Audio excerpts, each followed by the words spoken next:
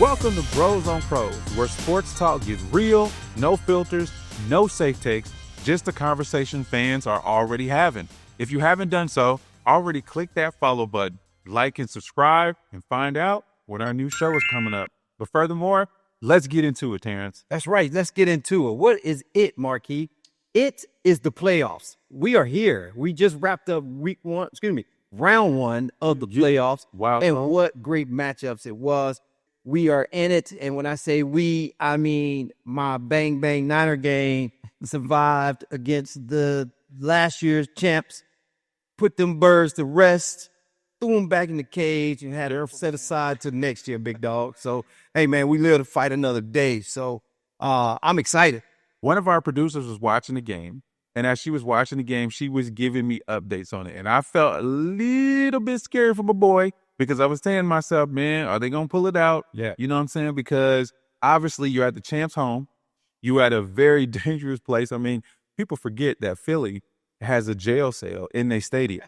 That's how bad they fans are. They actually have a jail cell in their stadium. But anyway, you guys were getting pushed to the wire. I was like, man, is Brock Purdy going to come through with this? I mean, all that money they spend. Man, we've been riddled with injuries, some big-time injuries. On the game Sunday night, George Kittle is done for the year, literally the year. So it may not be this time next year before he comes back. So, I mean, what are going to even do with him? I mean, because here's what I say about that. I mean, Kittle, how old is George? 32. So he's getting up right there. Right. You see these tight ends, they're getting up there. I mean, are y'all going to be looking for another tight end in draft? Hey, man, that's a question to be had. Well, let me also then talk about something else then, too, because, of course, Philly and San Francisco wasn't the only two teams that played. Buffalo, y'all need to put a cape on Josh Allen because that man is any and everything to y'all. Everything. And if y'all don't get him help soon, yeah, I do not know how long he can sustain what he's going through. Right. Let me say this again.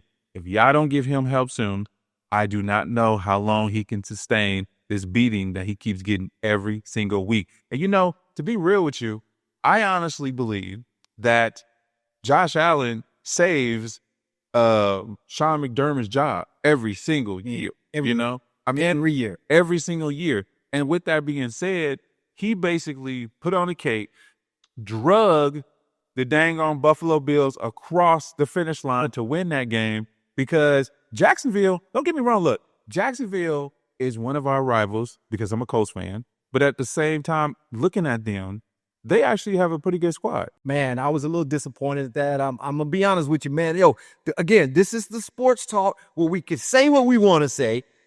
I'm sick of Josh Allen and the Buffalo Bills, just like I am the Lamar Jackson and the Baltimore Ravens and the Patrick Mahomes and the Kansas City Chiefs. Why? Because every year they are picked to win the division. They're picked to go to the Super Bowl. And I say this, and I'm going to say this proud. I think the Bills are going to get shut down next week. Oh, and McDermott's going to be on the hot seat. Look, here's what I would say. Josh Allen, this is your year right here. You don't have any obstacles with Patrick Mahomes. You don't have any obstacles with Lamar Jackson. I do want to touch on this right quick before we move on. I want to touch on the simple fact that Caleb Williams. Chicago, you finally have a quarterback. Let me say that again. Chicago, you finally have a quarterback. And Chicago looks like they are forced to be reckoned with. Hey, man, not quite the 85 Bears, but they look sharp. They look sharp on both sides of the ball. Man, I mean, and let's talk about leadership. Let's talk about a young Caleb Williams, two years in the league right now, and just gaining that leadership role by holding his players accountable. And you saw the video of them yelling at his players, yelling at his coaching staff. Like, what are we doing? This is the playoffs. Well, he was getting up their ass. Yeah, exactly. I mean, they were down 18 points, 20+3, going into the half. And then he's like, look, and what I didn't like is that they called him out on the sense of him getting up, you know what I'm saying, his players. But at the same time, it worked. It's tough love. You have to do that. He's the leader. He's the quarterback.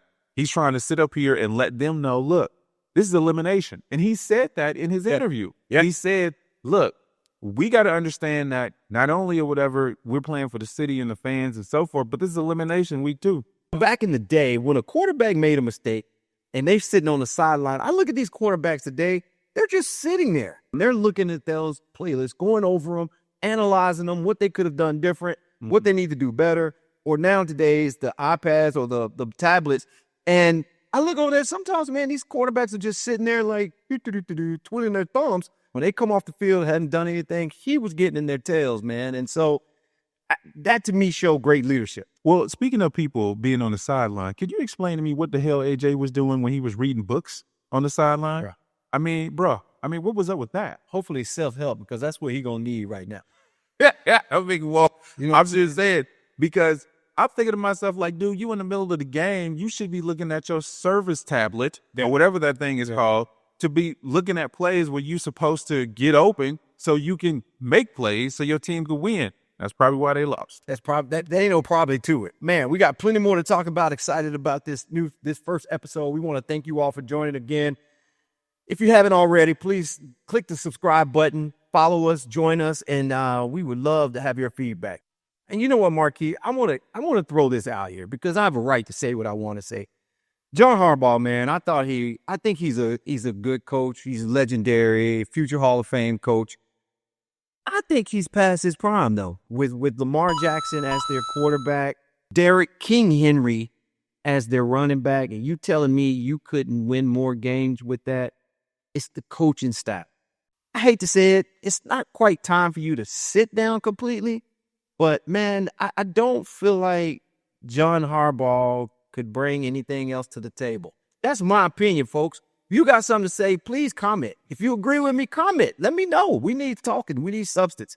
Let me play a little devil's advocate about that, because I know you're saying that you feel like John Harbaugh is past his prime. But for me, I think he's probably one of the most disrespected coaches in the league. Disrespected?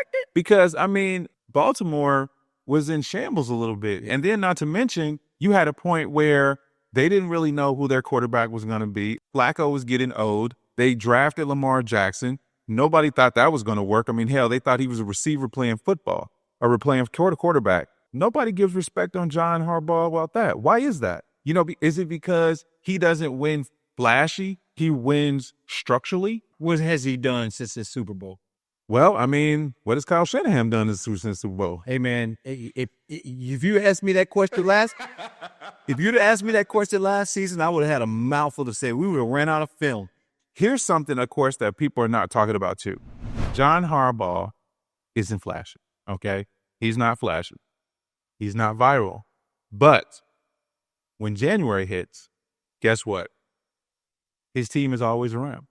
So my thing is, and I'll ask this question even to you, if your team was to fire the coach, would you be somebody to go after John Harbaugh? Comments. Put that in the comments. Because I'm going to tell you this.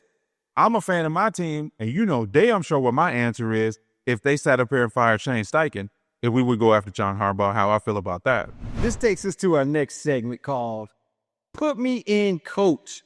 You know what I'm saying? You remember that, coach? Have you ever said that to your coach? Put me in, coach. Well, I didn't have to worry about saying that because I was a star player. So, I mean, I didn't come off the field. Put me in, coach, is just that. Your moment to join us here from Bros on Pros. You know, it comes from that old term, like I said, you know, hey, a bench player wanting to get in. Hey, coach, put me in. Wait, well, did you say bench or pitch? I said bench player. Oh, okay. Bench player. Okay. So therefore, you know, hey, this is your opportunity to be the player, to be the coach, to be the GM, as well as a fan, for you to come on our show and talk about what you would have done, what you could have done, and what you should have done to win that game for your team. I can't wait for people to sit up here and send videos and send things for that, because I'm telling you, when y'all do send them, I can't wait to just dissect them and figure out what was you thinking. You know, we were going to get the most videos in from. Who you think? I think Cowboy fans. Oh, I think Cowboy fans are going to. So what is your vendetta with the Cowboy fans, man? Man, I'm just Curious about that. I mean, that's like we've always just been oil and water, man. I'm going to tell you like this, man. I've been a fan since I was young. When I remember like the catch with Dwight Clark and Joe Montana against the Cowboys. I used to think that rivalry game was the start of the 49ers pretty much. But just about.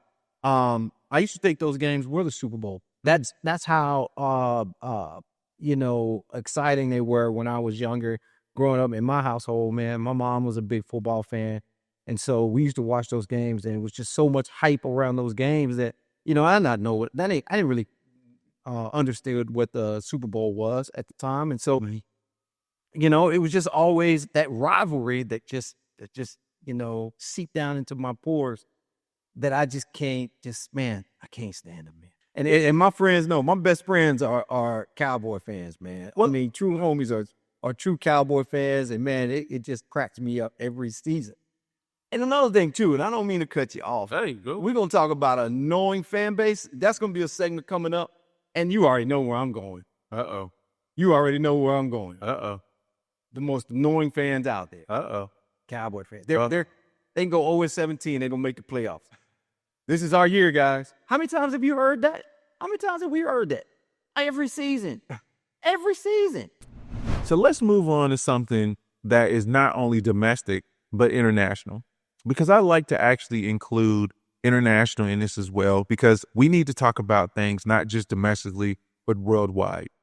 Imagine loving something your whole life, passing it down to your family, and then one day being told you can't afford to belong anymore.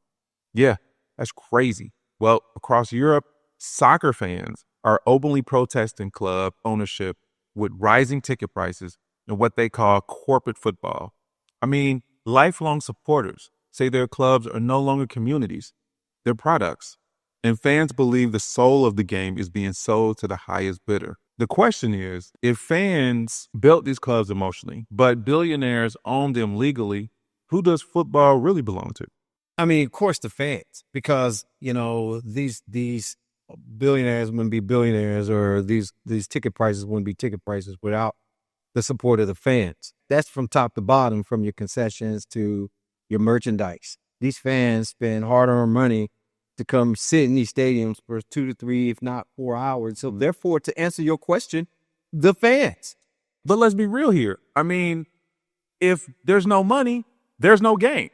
People crack me up when, you know, even things people say like, oh man, the music business, or, you know, the television business or whatever.